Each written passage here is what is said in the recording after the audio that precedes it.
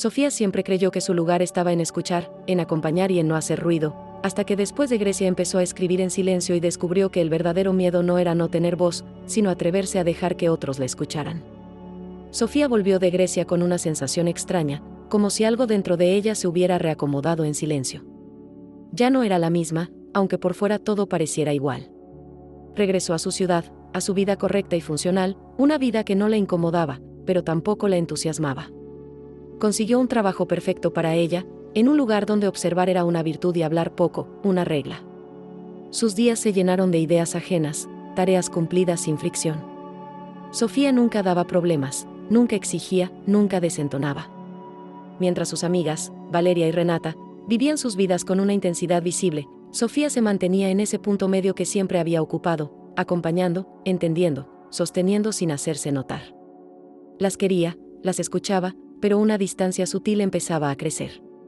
Cada una estaba demasiado ocupada viviendo su propia historia como para notar lo silenciosa que se había vuelto la de ella. Y fue entonces, en ese silencio, que algo nuevo comenzó a nacer. Por las noches, cuando el día ya no le exigía nada, Sofía empezó a escribir.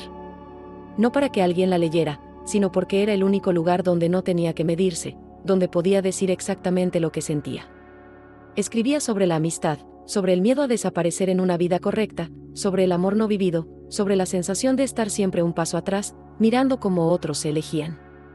Al principio eran solo fragmentos, pensamientos sueltos, recuerdos de Grecia que volvían sin avisar. Poco a poco, escribir se convirtió en una necesidad. Era el único espacio donde se sentía completamente viva, no porque inventara algo nuevo, sino porque, por primera vez, se estaba diciendo a sí misma lo que nunca se atrevió a nombrar.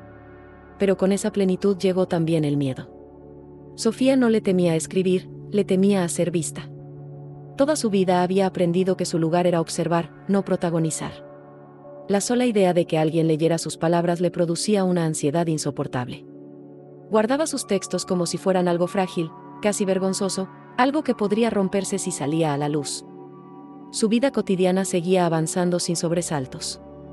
Cumplía con su trabajo, salía de vez en cuando, mantenía relaciones superficiales que no le exigían demasiado. Desde fuera, parecía estar bien.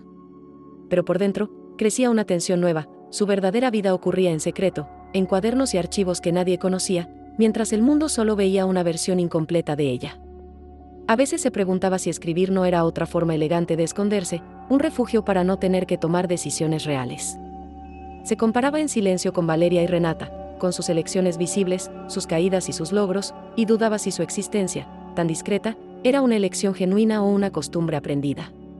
El punto de quiebre llegó de manera inesperada, como casi todo en su vida.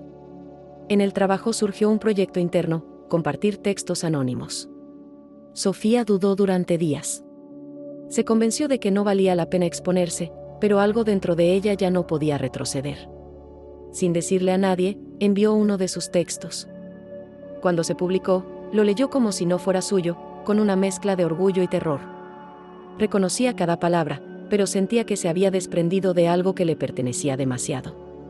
Lo que no esperaba fue la reacción.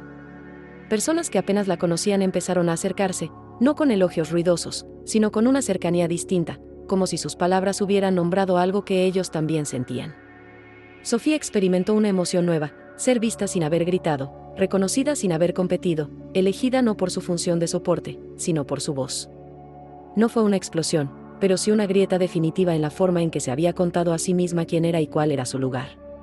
Ese reconocimiento no eliminó sus miedos, pero los hizo más claros. Sofía seguía dudando si estaba lista para ocupar más espacio, para sostener una versión más visible de sí misma. Pero algo había cambiado para siempre.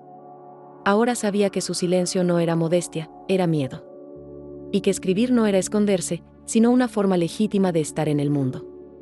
Al principio se siente expuesta, vulnerable de una manera nueva, como si hubiera dejado una ventana abierta demasiado grande, y le cuesta sostener las miradas distintas de quienes ahora la reconocen no solo como la observadora silenciosa, sino como la autora de palabras que nombran emociones profundas. Aprende a convivir con la incomodidad de recibir comentarios, de escuchar interpretaciones ajenas sobre algo que nació desde un lugar íntimo, y durante un tiempo duda si hizo lo correcto. Con el paso de las semanas, esa incomodidad empieza a transformarse en una forma de confianza más serena. Sofía entiende que no tiene que explicarse ni defender sus textos, que pueden existir por sí mismos sin que ella tenga que justificarlos, y empieza a poner límites suaves entre lo que comparte y lo que guarda solo para sí. Acepta invitaciones pequeñas, colabora en nuevos proyectos, y aunque sigue sintiendo miedo, aprende a no retroceder cada vez que alguien la mira con atención. Descubre que mostrarse no significa perderse, y que puede ocupar espacios sin dejar de ser quien es, integrando su voz a su vida cotidiana con una calma que ya no es escondite, sino elección. En los meses siguientes, empezó a integrar esa parte suya a su vida real, con pasos pequeños pero firmes. Compartió más textos, aceptó proyectos que la colocaban un poco más al frente, aprendió a tolerar la incomodidad de ser mirada sin desaparecer. No se volvió ruidosa ni impulsiva, simplemente, empezó a ocupar el espacio que siempre le había correspondido. Cuando se reencontró con Valeria y Renata, Sofía ya no era solo la que escuchaba. Había algo distinto en su forma de estar, una seguridad tranquila, una presencia más completa. Entendió que no tenía que elegir entre huir o controlar, como sus amigas. Su camino era otro, aprender a mostrarse, confiar en que su voz también merecía ser escuchada. Al final, Sofía comprendió que crecer no siempre implica decisiones espectaculares. A veces, el acto más valiente es permitir que otros vean lo que siempre estuvo ahí. Su historia no es la de alguien que se transformó por completo, sino la de alguien que, por primera vez, se eligió sin pedir permiso y sin hacer ruido, construyendo una vida donde su voz ya no vive escondida. Si te gustó esta historia, dale like y comenta con cuál de las 3 amigas te identificas más. Sofía, Valeria o Renata. Nos vemos en el próximo video.